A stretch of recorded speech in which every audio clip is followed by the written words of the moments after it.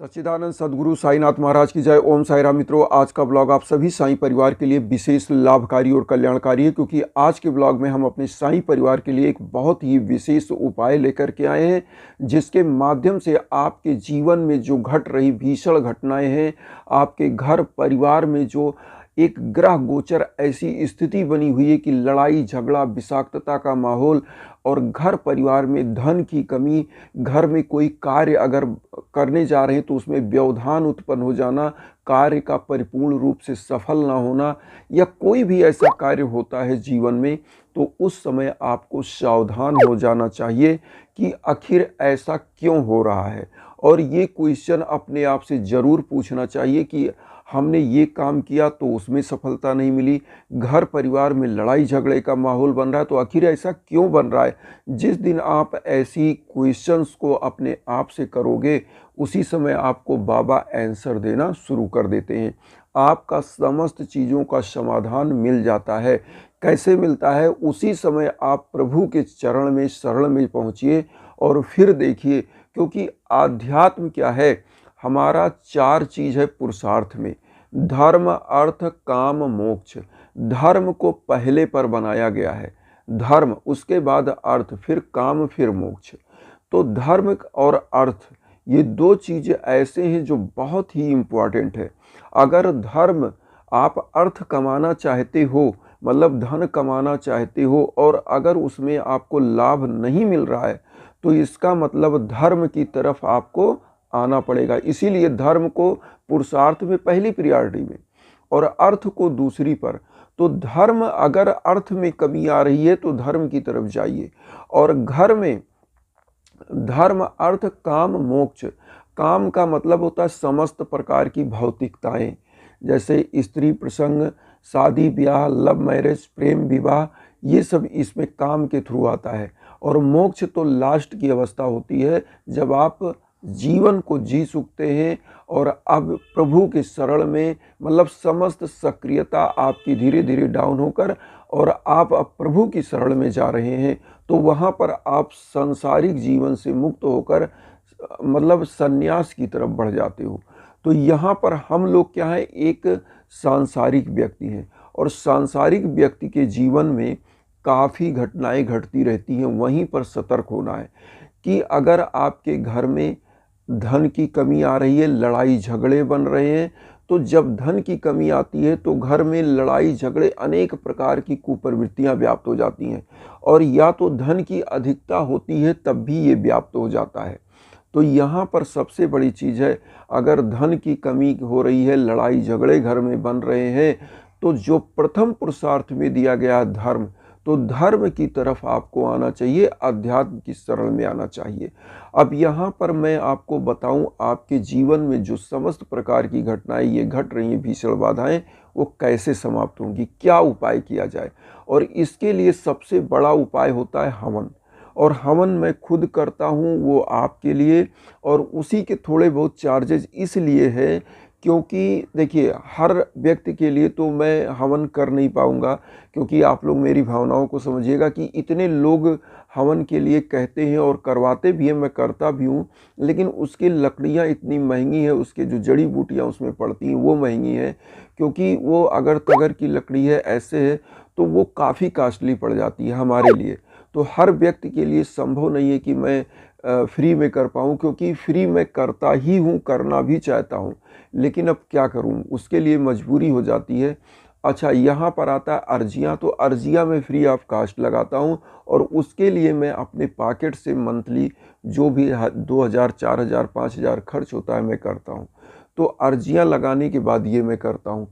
अब यहाँ पर आ गया हवन। अगर आपको करवाना है तो हम इंस्टाग्राम देते रहते हैं, उस लिंक पर आप मुझसे बात कर सकते हो। अब यहाँ पर जो मैं उपाय दे रहा हूँ उसको कैसे करना है उसको आप ध्यान से सुनिए। जब आपके घर में इस प्रकार की कोई भी घटनाएं हैं तो आप आध्यात्म की तरफ आते हैं, और वहाँ करना क्या है, सबसे पहले साईं बाबा के सम्मुख आपको बैठ जाना है।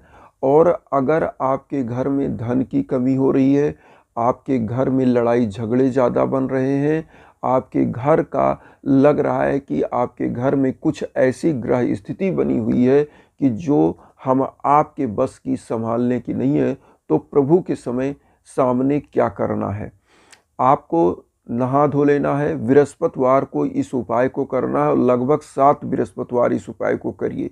7 बृहस्पतिवार जो उपाय आज हम बताने जा रहे हैं। आपको लेना क्या है, पीला सरसों आता है, पीले कलर का सरसों, और उसको ले लीजिएगा। और उसके बाद 2 फूल लौंग ले लीजिएगा, पीला सरसों, 2 फूल लौंग और एक घी का दीपक और अगरबत्ती और पीला पुष्प आपको ले लेना है। साईं बाबा के सम्मुख आपको बैठना है। ओम अनंत कल्याण गुणाय नमः, ओम अनंत कल्याण गुणाय नमः मंत्र का जाप करना है 108 बार। 108 बार आपको इस मंत्र का जाप करना है, ओम अनंत कल्याण गुणाय नमः।